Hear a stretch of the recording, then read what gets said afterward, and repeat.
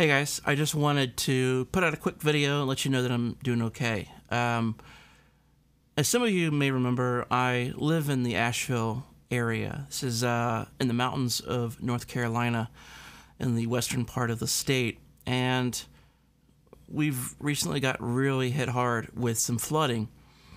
So I just wanted to let you know that we're okay, my family's okay. I have some friends that I still haven't been able to reach. One of them specifically, Brian Hampton, the guy that has worked on a lot of my amps over the years. Still can't get a hold of him. I don't know if he's okay or not, but it's a complete mess, honestly. There's been stories of like this, just the smell of bodies in the Asheville area, and there's only been a few times in my life where stuff is just really messed up like that. Like, okay, that should never happen.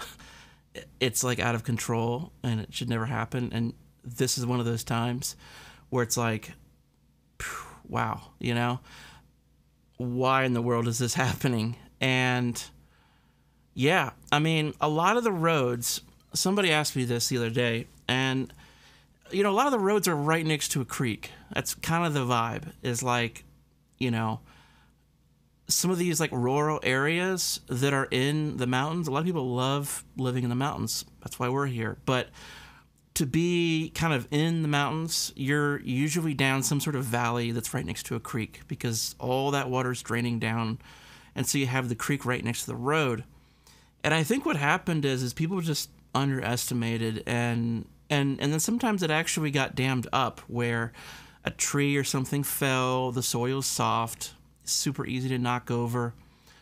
Next thing you know, the river is rising crazy high because it's dammed up, and it's not a usual thing at all. You know, it's like kind of a weird event for the water to be rising that fast. And yeah, it just takes people's homes out. And somebody that thinks that, oh, we're high enough, turns out they're not high enough anymore. So some of my favorite spots are just totally gone, like this place called Bat Cave, which is kind of next to Chimney Rock. Bat Cave was like kind of a family favorite spot to like go chill, you know, by the creek, these huge boulders and stuff. And, you know, Swannanoa, where my friend Brian lives, but the whole water system is gone too, which makes it extra bad because you can't even flush a toilet right now. We're fine. I mean, we're kind of the next town over out west. We're in Canton, North Carolina, so we're okay. But it was definitely pretty interesting not having any cell phone service. Usually, you know, even, 80 years ago, you could stop your car, go to somebody's house, knock on the door, and make a phone call. But you couldn't do that because nobody really has a landline anymore, and who are you going to call, you know? So there's no way to reach anybody. And so if you got stuck, you got run out of gas. It was kind of an interesting situation of like, okay, you know, we're just going to stay home. We're going to ride out the chaos in all this. So with all that said, I'm trying to get back on the swing of things. There's a lot of chaos. It's weird, you know. There's still helicopters flying over. And just yesterday, I helped unpack a trailer of, like, hurricane supplies. And, you know, there's still a lot of chaos, and it still feels like chaos here. But I'm trying to get back into music because it is life-giving, I believe. And one of the things that I've really been exploring yesterday and today is this idea of like, is there a way that I could rig up my own little practice rig for learning guitar? I've been learning guitar for 2 months now. A lot of it's just like stupid 1-note, 2-note kind of melody things. And I'm just like, you know, I'm not going to be held back by my limitation. I want to create something even if I can play 2 notes at a time.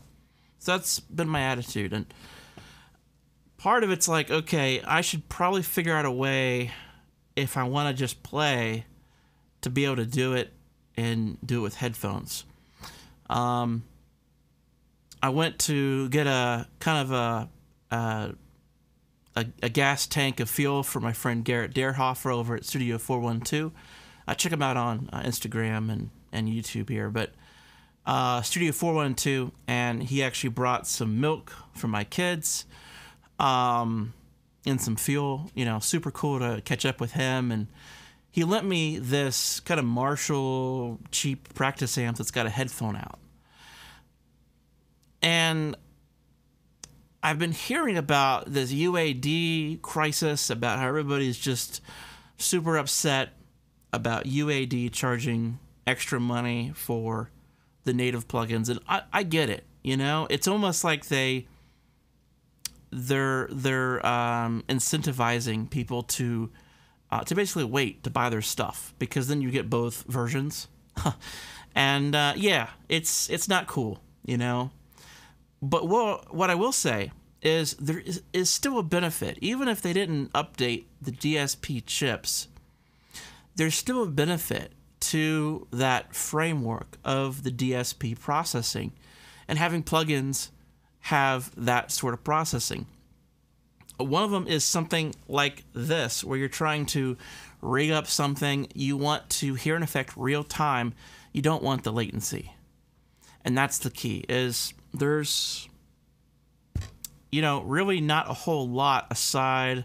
I've never really been using Pro Tools. I'm not really a Pro Tools user, but from what I hear, that was kind of the big strength, is having that processing and being able to put on effects within that Pro Tools type plugin, you know, very low latency.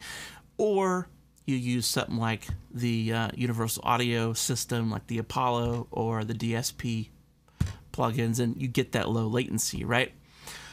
So that's something that really nobody's talking about, is, yeah, okay, you can run 100 instances of a plugin, but who cares if you want to play guitar and add some room reverb to make your guitar sound a little bit more tolerable without a real amp and cranking it up? What do you do there? Well, you need the DSP for that. So today's video is really about how I kind of rigged it up and how it's working out. You know, I've never used this plugin before. I have no idea what this thing is, but this is something that I had available on the UAD DSP. I have the EMT 250, but I wanted something a little bit more kind of short, room-like, I guess. And this really kind of nailed it for me. The other thing I did is I went up to 192. Now, I'm not one to really fret over the sample rate, but I usually record at 48, and it kind of keeps a lot of options open for me. A lot of channels. ADAT is actually 8 channels instead of just a couple. What is it, like 2 at this sample rate? But I just kind of keep it at 48. Now, one thing that I've kind of glossed over and I've never really experimented with is you get a lot lower latency when you go up higher sample rates.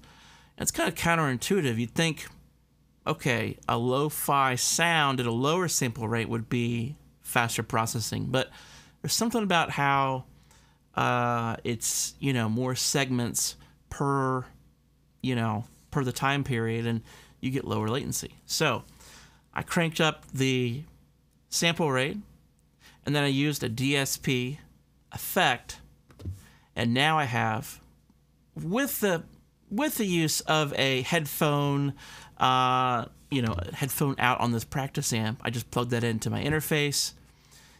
You know, now I have basically a practice scenario. So, the other question is the direct monitoring. I'm actually not direct monitoring here. I'm actually monitoring through my sound card here. Okay, that's another thing is, yeah, the UAD is freaking awesome for like their console and stuff. It kind of brings this together with the plugins and the mixer. But here, what I'm doing is I don't like software monitoring. I'm doing it for a fully wet sound. But then what I'm doing is I'm doing my dry sound over here. So if I take this out, I'll be able to show you what my guitar sounds like. Here's Gotta turn off the mic here, but here's kind of the dry sound.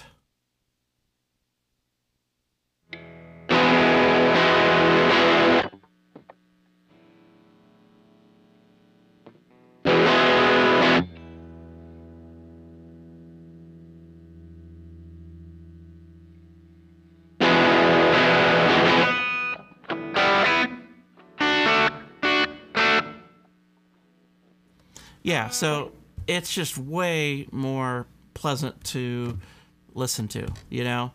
And this is something that most people they're arguing about the instance counts. You can load up 200 copies of the 4,000 channel strip, but who cares if there's latency, right?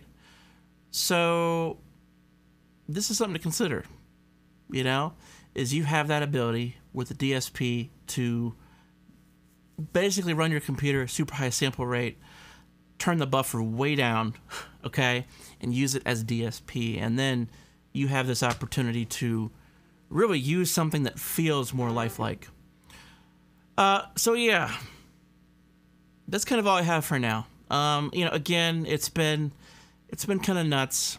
This place, you know, we didn't have power for a couple days out here where my studio is at. Back at the house, you know, it was only a day or so that we had no power.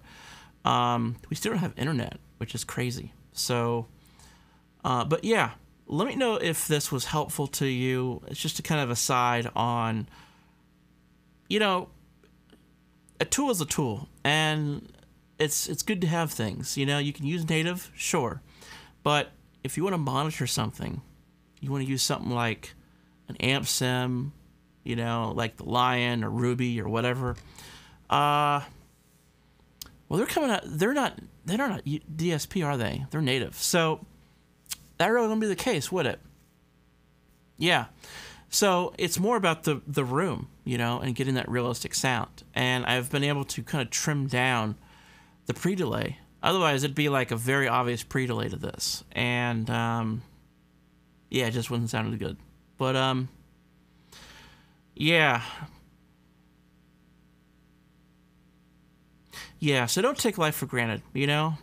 You have a chance tonight to actually make something. Be creative. Make something. Record something.